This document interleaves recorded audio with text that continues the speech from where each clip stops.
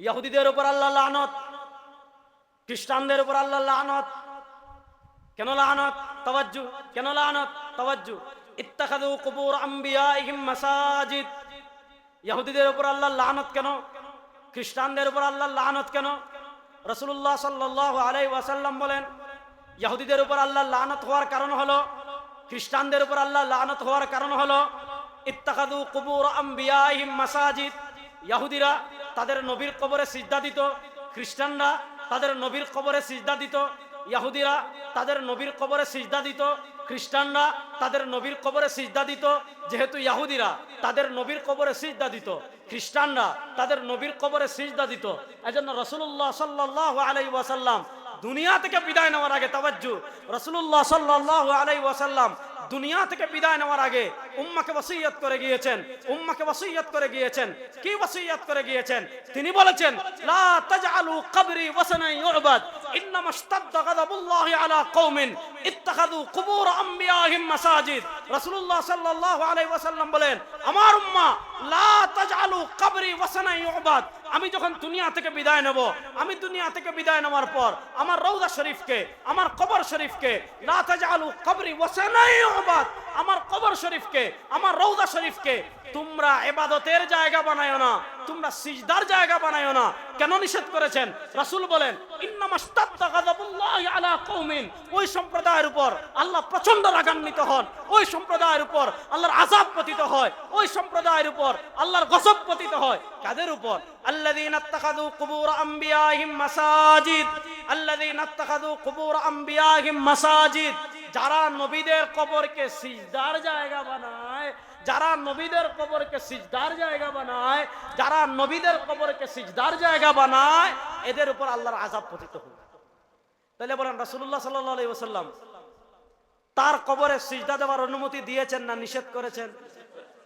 আর আসতে বলেন, রাসূলুল্লাহ সাল্লাল্লাহু আলাইহি ওয়াসাল্লাম তার রওজা মুবারকে সিজদা দেওয়ার অনুমতি দিয়েছেন না নিষেধ করেছেন? এবার আমি আপনাদেরকে একটা প্রশ্ন করি, আল্লাহ রাসূল সাল্লাল্লাহু আলাইহি ওয়াসাল্লামের রওজা মুবারক থেকে, আল্লাহ রাসূল সাল্লাল্লাহু আলাইহি ওয়াসাল্লামের মাজার মুবারক থেকে, আল্লাহ রাসূল সাল্লাল্লাহু আলাইহি ওয়াসাল্লামের কবর মুবারক থেকে দামি কোনো কবর, দামি কোনো রওজা, দামি কোনো মাজার দুনিয়াতে আছে? আছে? আপনাদের সন্দেহ আছে মনে হয়? তাহলে জুড়ে বলেন, রাসূলুল্লাহ সাল্লাল্লাহু আলাইহি ওয়াসাল্লামের রওজা মুবারক থেকে দামি কোনো রওজা দুনিয়াতে আছে? রাসূলুল্লাহ সাল্লাল্লাহু আলাইহি ওয়াসাল্লামের কবর মুবারক থেকে দামি কোনো কবর দুনিয়াতে আছে? রাসূলুল্লাহ সাল্লাল্লাহু আলাইহি ওয়াসাল্লামের মাজার মুবারক থেকে দামি কোনো মাজার দুনিয়াতে আছে? তাহলে আল্লাহ রাসূল সাল্লাল্লাহু আলাইহি ওয়াসাল্লাম তার রওজা মুবারকে সিজদা দেওয়ার অনুমতি দিয়েছেন না নিষেধ করেছেন? তিনি কি বলেছেন? লা তাসজুদু আহাদান লি আহাদ, কোন মানুষ যেন অপর কোন মানুষকে সিজদা না দেয়। লাউ আমারতু আহাদান আন ইয়াসজুদা লি আহাদ, কোন মানুষ যদি অপর কোন মানুষকে সিজদা দেওয়া জায়েজ হইতো, রাসূলুল্লাহ সাল্লাল্লাহু আলাইহি ওয়াসাল্লাম বলেন, কোন মানুষ যদি অপর কোন মানুষকে সিজদা দেওয়ার অপশন শরীয়তে থাকতো, লা আমারাতুন নিসা, তাহলে আমি মহিলাদেরকে নির্দেশ দিতাম আন ইয়াসজুদা লি আজওয়াজিহিন, তারা যেন তাদের স্বামীদেরকে সিজদা দেয়। তাহলে বোঝা গেল আল্লাহ ছাড়া কাউকে সিজদা দেওয়ার কোনো অপশন শরীয়তে। সবাই হাত তুলেন, বলেন, আল্লাহ ছাড়া কাউকে সিজদা দেওয়ার কোনো অপশন শরীয়তে, কোন কবরে সিজদা দেওয়ার সুযোগ শরীয়তে, কোন মাজারে সিজদা দেওয়ার সুযোগ শরীয়তে, কোন পীরকে সিজদা দেওয়ার সুযোগ শরীয়তে। ইয়্যাকা না'বুদু, সিজদা দিব একমাত্র কাকে? বলেন বলেন, সিজদা দিব একমাত্র কাকে? আরো জোরে বলেন, সিজদা দিব একমাত্র কাকে? সবাই হাত নাড়ে বলেন, কোন কবরে সিজদা দিব না। না, রাস্তে বলেন, কোন কবরে সিজদা দিব? ওয়াদা ওয়াদা আল্লাহরে বলেন, কোন কবরে সিজদা দিব? কোন মাজারে সিজদা দিব? বলেন বলেন, কোন কবরে সিজদা দিব? কোন মাজারে সিজদা দিব? কোন পীর ফকিরে সিজদা দিব? হুজুর এসে পড়ছে না? মাশাআল্লাহ। আশিকে রাসূল আর যাদের অন্তরে নবীর আনুগত্য পাওয়া যাবে না, রব্বে কাবার কসম করবে না, বন্ড প্রতারক ইবলিস ছাড়া কিছু না।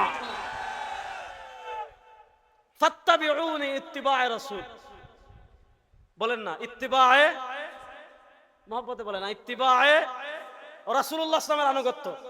রাসূলুল্লাহর আনুগত্য কেমনে করবেন? তাওয়াজ্জু, কোরআন বলছে, মা আতাকুমুর রাসূলু ফাখুযু, তাওয়াজ্জু, মা আতাকুমুর রাসূলু ফাখুযু। সুবহানাল্লাহ বলেন। আপনারা ক্লান্ত হয়ে গেছেন মনে হয় না? আমি তো একটু অসুস্থ, আমি বসতে কষ্ট হচ্ছে, আমার পুরো শরীর ব্যথা, আমার বসতে কষ্ট হচ্ছে, কথা বলতেও কষ্ট হচ্ছে, তারপরেও বলতেছি। আপনারা খারাপ লাগতেছে? খারাপ লাগলে এখানে শেষ করে দিব ইনশাআল্লাহ। আর একটু কথা, আমার মূল কথাটা চলে আসছে, একটু বুঝেন। কোরআন বলছে আল্লাহকে পেতে হলে নবীর আনুগত্য করেন। এখন নবীর আনুগত্য কিভাবে করবেন? মনে করেন আপনি বিশাল একটা ফুটবল মাঠের খেলার আয়োজন করলেন, অথবা আপনি বিশাল একটা কেক বানিয়ে খেয়ে ফেললেন, আপনি বিশাল একটা গেট দিলেন, আপনি গেট 100টা দেন, কোনো সমস্যা নেই। আপনি সারা দুনিয়া সব হালাল খাবার খেয়ে ফেলেন, কোনো সমস্যা নেই। হালাল যে কোনো খাবার আপনি খেতে পারেন। কিন্তু প্রশ্ন হলো, নবীর আনুগত্য করতে হলে দুটা জিনিস লাগবে। মা আতাকুমুর রাসূলু ফাখুযু, রাসূল যা বলেছেন তা ধরতে হবে, রাসূল যা করেছেন তা করতে হবে। ওয়া মা নাহাকুম আনহু ফান্তাহু, রাসূলুল্লাহ সাল্লাল্লাহু আলাইহি ওয়াসাল্লাম যা থেকে নিষেধ করেছেন তা থেকে বাঁচতে হবে। তাওয়াজ্জু, মা আতাকুমুর রাসূলু ফাখুযু, রাসূলুল্লাহ সাল্লাল্লাহু আলাইহি ওয়াসাল্লাম যা করার কথা বলেছেন তা করতে হবে। ওয়া মা নাহাকুম আনহু ফান্তাহু, রাসূলুল্লাহ সাল্লাল্লাহু আলাইহি ওয়াসাল্লাম যা থেকে করতে নিষেধ করেছেন তা থেকে বাঁচতে হবে।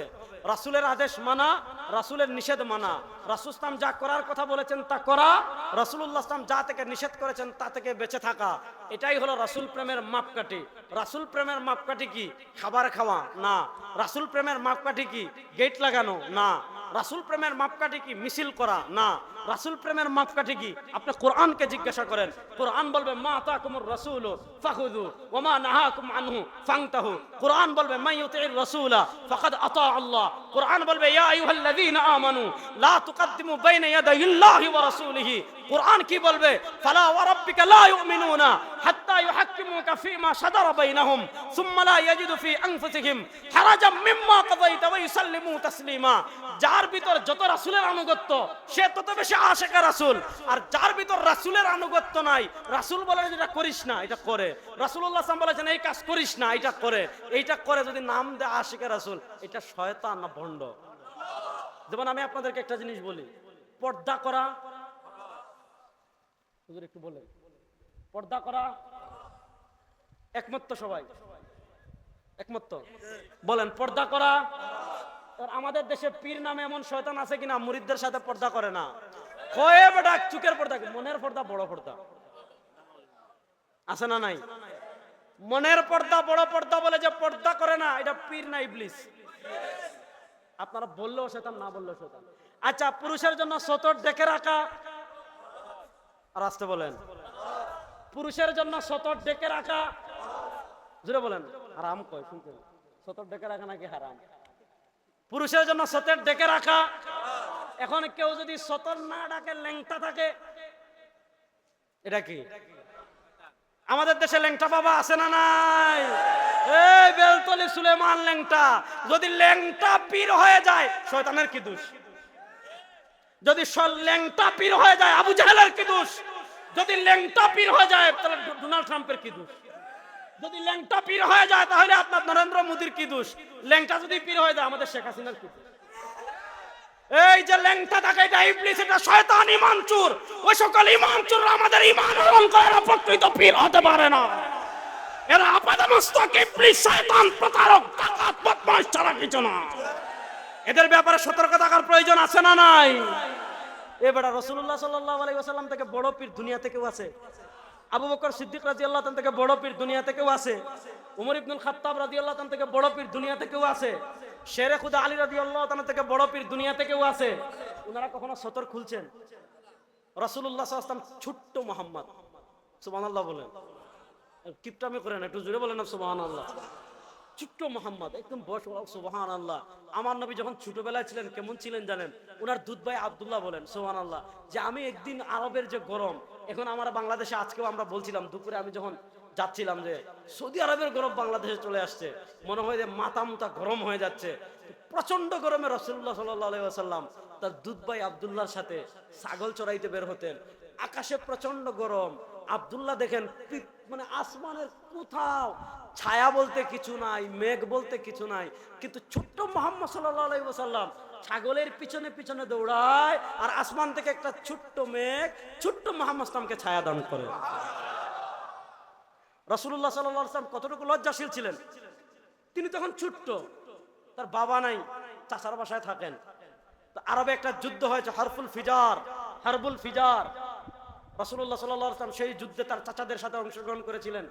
তিনি ছোট্ট মানুষ, একটা পাথর তুলতে গিয়েছেন। পাথর তুলতে গিয়ে তার লুঙ্গিটা একটু খুলে গিয়েছে। হাদিসে আসছে রাসূলুল্লাহ সাল্লাল্লাহু আলাইহি ওয়াসাল্লাম এতটা লজ্জাশীল ছিলেন, এই লুঙ্গিটা খোলার কারণে রাসূলুল্লাহ সাল্লাল্লাহু আলাইহি ওয়াসাল্লাম বেহুশ হয়ে মাটিতে পড়ে গিয়েছিলেন। সেই লজ্জাশীল নবীর উম্মাহ আমরা, সেই লজ্জাশীল নবীর উম্মাহ আমরা। যেই নবী হাসরের মাঠে হাউজে কাউসারের পানি আমাদেরকে খাওয়াবেন, যেই নবী সুপারিশ করে আমি আপনার সবাইকে জান্নাতে নিবেন, সেই লজ্জাশীল নবীর উম্মাহ হয়ে আপনি ল্যাংটা বাবার দরবারে যান, আপনি ল্যাংটার কাছে যান। আপনার আমার তো গায়রাত থাকা দরকার। আল্লাহ আমাদেরকে গায়রাত দান করুন। কথা ভালো করে বুঝেন। তাহলে জীবনের সব ক্ষেত্রে নবীর আনুগত্য করার প্রয়োজন আছে না নাই? জুড়ে বলেন, জীবনের সব ক্ষেত্রে নবীর আনুগত্য করার প্রয়োজন আছে না নাই? এখন প্রশ্ন হলো, রাসূলুল্লাহ সাল্লাল্লাহু আলাইহি ওয়াসাল্লামের আনুগত্য কেমনে করব? দুটা, মা আতাকুমুর রাসূল ফাখুযু ওয়া মা নাহাকুম আনহু ফান্তাহু। আল্লাহর কোরআন বলছে যে রাসূলুল্লাহ সাল্লাল্লাহু আলাইহি ওয়াসাল্লাম যা বলছেন তাই আঁকড়ে ধরতে হবে। আর ওয়া মা নাহাকুম আনহু ফান্তাহু, রাসূলুল্লাহ সাল্লাল্লাহু আলাইহি ওয়াসাল্লাম যা থেকে বিরত থাকার কথা বলেছেন তা থেকে বিরত থাকতে হবে। দুটা জিনিস বলি। আমার আগে উজানি হযরত কথা বলছিলেন, এখান থেকে একটা নুকতা আমি দেই। ইয়াকা না'বুদু, সবাই বলেন ইয়াকা। এটা তো গুনাহ নাই। মান কারা হারফাম মিন কিতাবিল্লাহ ফালাহু হাসানা ওয়াল হাসানাতু বিআশরি আমসালিহা লা মাকুল আলিফ লাম মিম হারফুন বাল আলিফুন হারফুন ওয়া লামুন হারফুন ওয়া মিমুন হারফুন। রাসূলুল্লাহ সাল্লাল্লাহু আলাইহি ওয়াসাল্লাম বলেন, আমার কোন উম্মাহ যদি কুরআনুল কারীমের একটা হরফ তিলাওয়াত করে, আল্লাহ তাআলা কমসে কম তার আমলনামায় 10টা নেকি দান করবেন। তাহলে বলেন ইয়াকা, জোরে বলেন না ইয়াকা না'বুদুটা, সবাই জোরে বলেন না ইয়াকা না'বুদু, বলেন ইয়াকা। আমরা দুনিয়াতে ইবাদত করব একমাত্র কার? জোরে বলেন, জোরে বলেন। দুনিয়াতে ইবাদত করব একমাত্র কার? দেখেন রাসূলুল্লাহ সাল্লাল্লাহু আলাইহি ওয়াসাল্লাম বলেছেন, লা'নাল্লাহুল ইয়াহুদা ওয়ান নাসারা। তাওয়াজ্জু, লা'নাল্লাহুল ইয়াহুদা ওয়ান নাসারা। তাওয়াজ্জু, লা'নাল্লাহুল ইয়াহুদা ওয়ান নাসারা